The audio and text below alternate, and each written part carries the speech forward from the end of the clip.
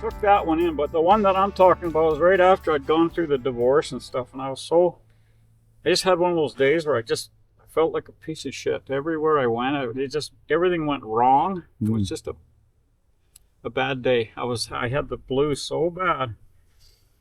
And I made a set that it was questionable. It was at Hermitage Park in the north end of Edmonton.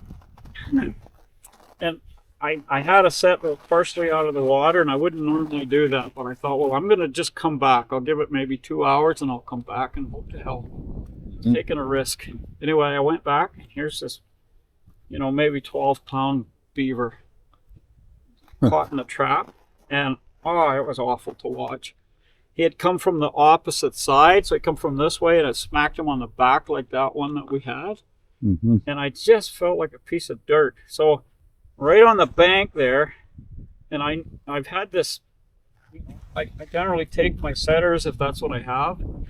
I can't dispatch a firearm.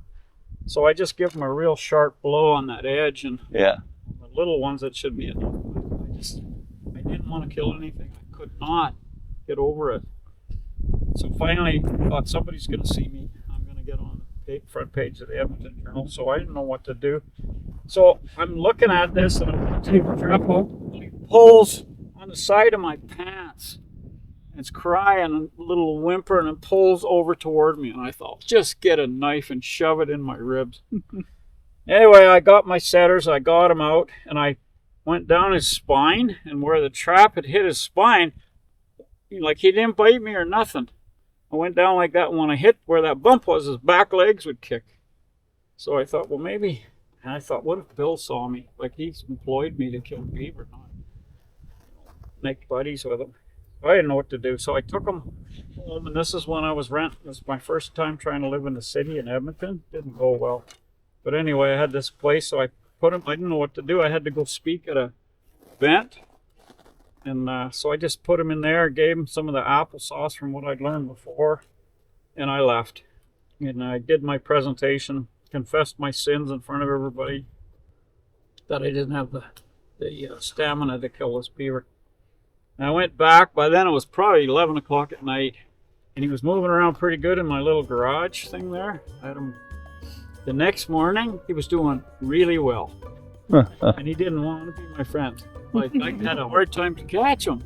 I didn't think they were that agile, so I bulldogged them with a quilt that I use when I have to walk up to a cage trap with a skunk in it. So I threw that over him, and he was snotting and smacking at me with his front hands and everything, and I rolled him up in it. Quit fighting me, and I duct taped it. I threw him in the passenger side, and I thought, I'm just going to go back to Hermitage Park, and I'll never tell Bill that I got too soft.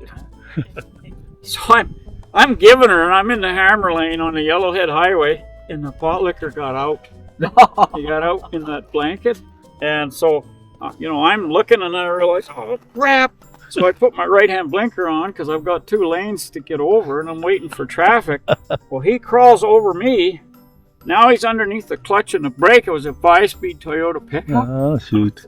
This is bad. So I get my blinker on. I finally get over to the right lane, and I'm trying to find a spot. And I look down at him, and he's in front of me where I'm driving. And he's got one hand on each one of my knees, and he's standing right in my crotch. Well, here it is. There's a revenge for all. So I grabbed him by the top of his fur here, and I swung him over on the passenger side. Got over on the side of the road, and I bulldogged him again, and by the time I got to Hermitage, he'd come out again. I opened the door. So he's right here with me. I opened the door. I said, "Get!" And he goes up to the edge, like where your left foot would say. Puts his hand on there, and he's kind of up like this, and he looks all around like this. I said, "Get!" And so he wouldn't get out. So I went over the passenger side, slid over, opened the door. There's some applesauce out there. I had this axe. So I went around from the passenger side, and when he looked out, the next time I poked him like that, so he fell out of the thing, and he went across the little bit of grass and slid down the thing, and he was swimming across the same water where I traveled. Wow. 2 years before I ever told Bill about that. Did you like this video? If you did, I think you're gonna like this one right over here. So check it out. And I appreciate your subscribing if you haven't done so already. Remember to do that while you're watching this next video. Click like, it all helps us out for this channel. Catch you next time.